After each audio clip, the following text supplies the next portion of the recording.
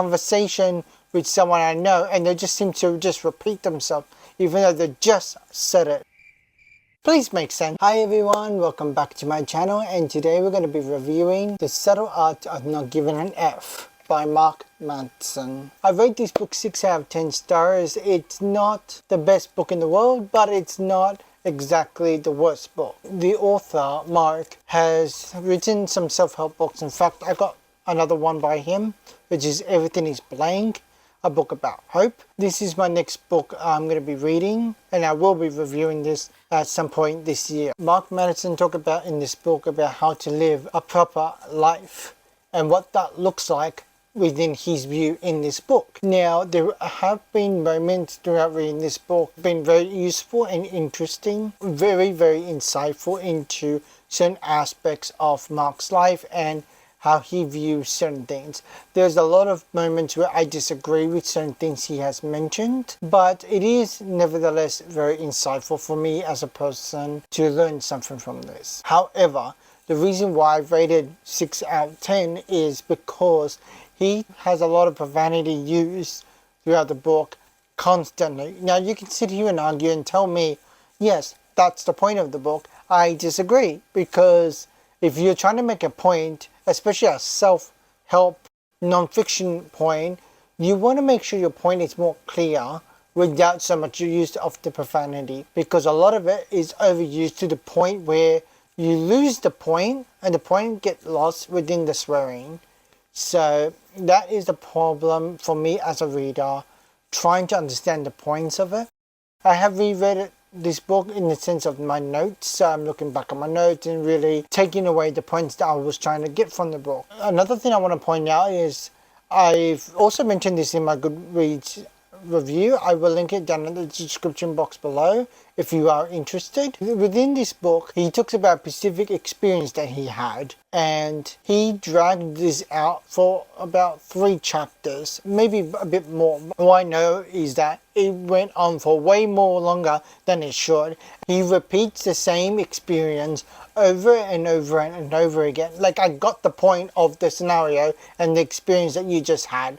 How about you reference that and continue expanding on it in another chapter, instead of you repeating the same thing over and over and over again. It feels like a conversation with someone I know and they just seem to just repeat themselves even though they just said it. Please make sense. In other aspects, this book does provide some great insight into how to deal with everyday things, wherever that may look like for the person.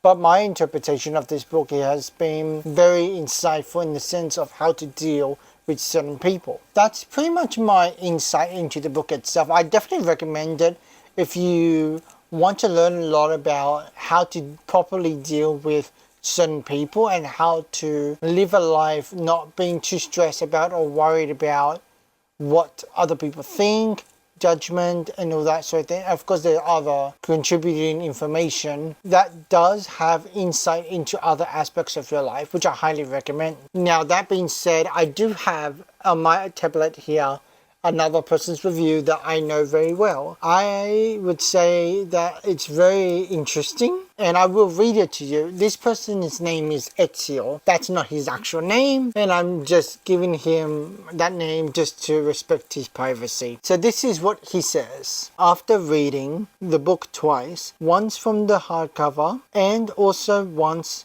on audiobook, I have to say that I did enjoy it more the second time around more. There were moments that were quite blunt and thought there were excessive profanity used a little too much, but there were also moments and stories that were captivating and intriguing. I would recommend the book for at least a read. I feel it's like one of those books that you either love or hate. No in between. No medium ground. But the point of the book, I think, is quite valid, and in today's society it makes us realize even how more important it is to let things we cannot control affect us. And that is another point into what Mark Manson writes about, which I think it's really good.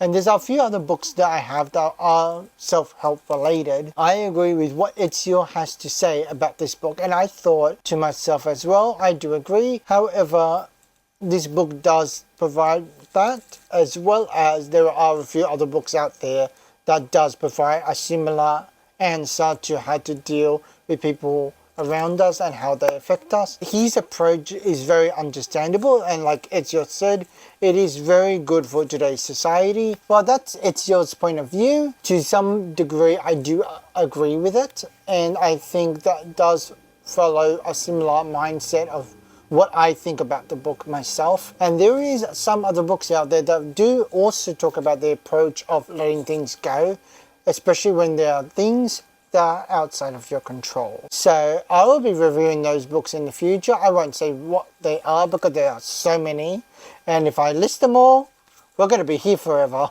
That being said, I hope you guys enjoyed this video, and if you have read this book, comment down your thoughts and opinion about it, and I will see you guys in my next video. Bye.